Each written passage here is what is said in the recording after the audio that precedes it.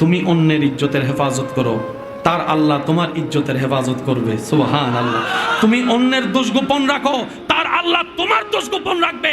তুমি অন্যের জীবন সহজ করে দাও, তার আল্লাহ তোমার জীবনকে সহজ করে দেবে। মানুষকে খাওয়ান, রিজিক বেড়ে যাবে। দান করেন, নিয়ামত বেড়ে যাবে।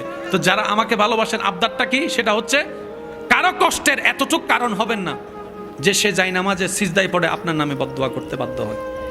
এই কাজটা করেন না, কারণ এক একটা চোখের পানি আল্লাহর কাছে বড় ডকুমেন্ট হয়ে থাকে। কথা বলেন না ভাই? রসুলের একটা হাদিস, রসুল বলছেন, তুমি দুইটা জিনিসের আমানত আমাকে দাও, জামানত দাও, আমি নবী তোমাকে জান্নাতের গ্যারান্টি দিলাম। ভাইয়া কয়টা জিনিস? কে বলছেন? নবী বলছেন। কে বলছেন? কাদেরকে? আমাদেরকে। কাদেরকে? নবী বলছেন আমাদেরকে, উম্মত তুমি আমাকে দুইটা জিনিসের জিম্মাদারি দাও, হেফাজতের, আমি তোমাকে জান্নাতের গ্যারান্টি দিলাম। ইয়া রাসূলুল্লাহ, দুইটা জিনিস কি? নবী বলছেন, এক